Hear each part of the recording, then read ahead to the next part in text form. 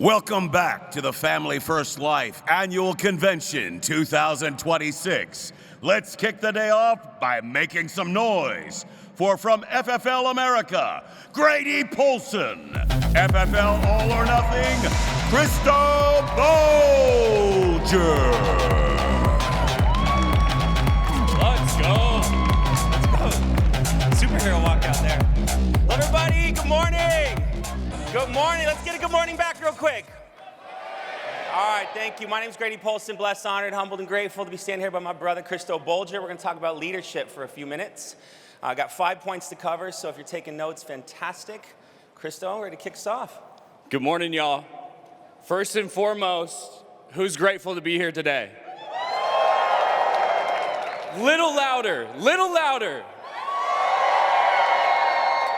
So before I get into anything, I just want to take a second and say how grateful I am for this company, how grateful I am for the leadership, and the opportunity to be here with you guys and willing to learn, and willing to show up, and willing to be vulnerable.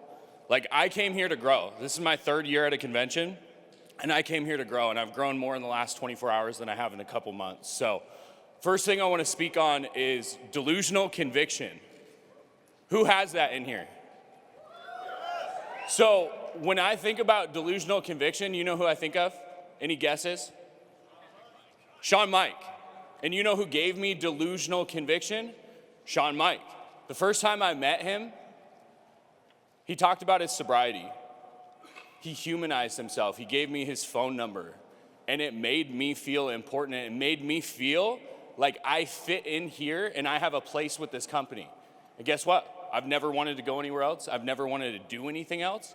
And so I think when you're around people that have a delusional level of conviction, guess what? You feel like you can sprint through a damn wall. And I'm up here with Grady, and I used to listen to Grady's podcast.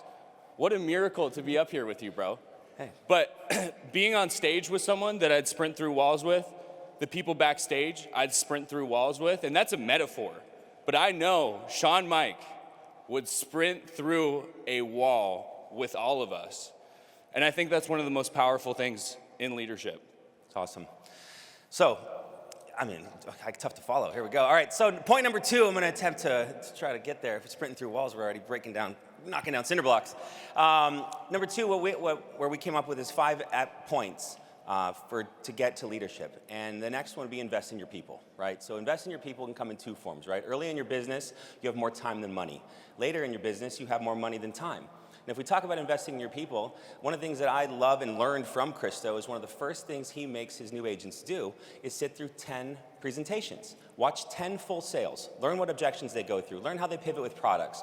Learn how they handle overcoming banking and social security objections. So you as a new agent, when you get to that point, you're not nervous because you've just seen someone do it. So early on, can you be doing that? Can you be on Zoom? Can you do whatever it takes to get your people educated? So investing in your people with your time, but then also in your money, right? I learned early on in this business when I'd buy a batch of 100 leads and I'd go sell like crazy.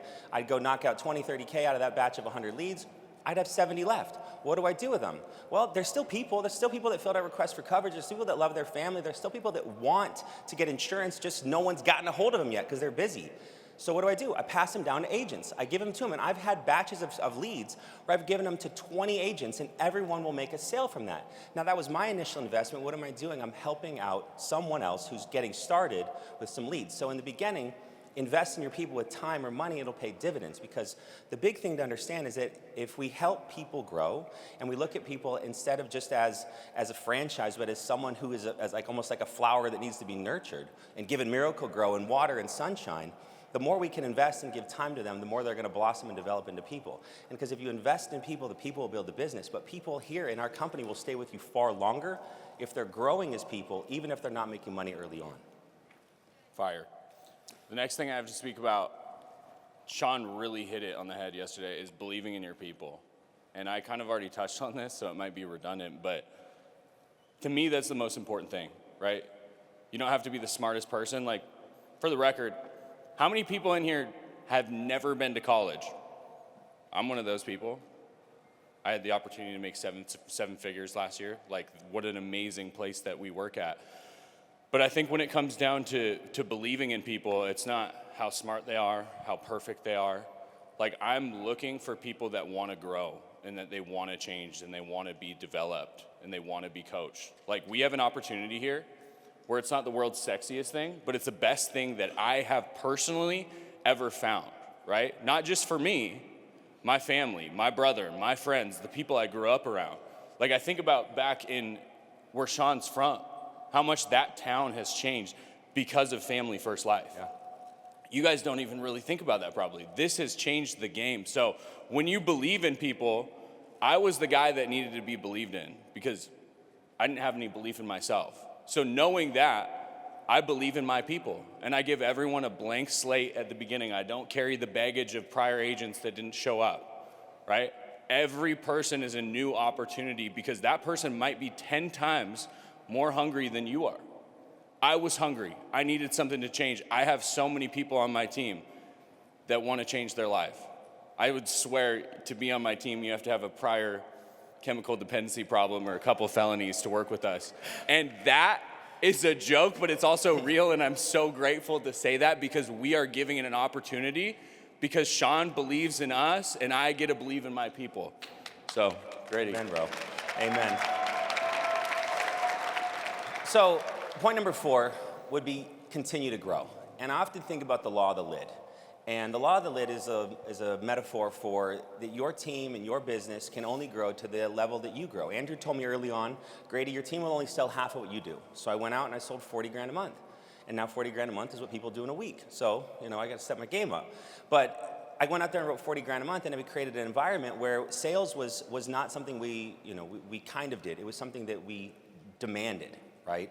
And so the law of the lid also ascends that us as leaders, as people who want to guide people, must communicate differently, right? There's, think about mom and dad, right? I got 4 little kids because my mom. I got 4 little kids because my wife is the best salesman in the house, right? I wanted 2, we ended with 4, and I think about that. But like my kids will come to me, they'll ask me for this, Dad, can I do this? Dad, can I do this? And I'm like, no. And then they'll go to mom, and mom said, well, what did Dad say? Well, Dad said no. Well, and so it's all of a sudden like now us as leaders have to communicate where sometimes our message just comes across a little bit differently, right? Sometimes that video or that YouTube video or that call we went or that podcast we listened to give us the message so that all of a sudden an agent calls us and goes, I'm going through this problem. And you go, God, I just heard this call earlier today and it came out perfectly and I'm able to share this information. And that's why us as people who have the responsibility and desire to lead must continue to grow. Because the same communication words, all of a sudden it becomes just noise, right? And that's where if you look at great leaders, they are great readers, they're great thinkers, they're great observers of what is the best way to deliver information, but that's also so important to us to do. So I think about that, but continue to grow because in the same cavity that we look at that, people are looking for people that have vision and have an idea and have a desire for where they truly want to go. So if we can grow ourselves, we can read books, we can make that part of our day, all of a sudden we become a different version of ourselves that we're so proud of. So I'll pass it back to Christo. Awesome. So the last topic we had was patience, which I do not have a ton of, so I'm going to pivot slightly to that. Something I was thinking about last night, I was on the phone with one of my mentors, and in this business and in life, dude, no one, and I mean this in the most loving and respectful way, but no one wants to get trained in the gym by a fat personal trainer. Can we agree? Seriously, I mean it with love. Like, raise your hand if you agree and understand what I'm saying. If your hand is not raised, you probably should raise it, and that's why this company is so amazing, because from the top down, I've gotten to know Sean very well personally, and I will randomly think about how hard that man works, because from the top down, the money's earned.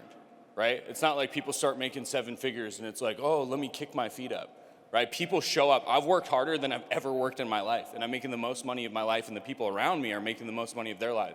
The work doesn't stop.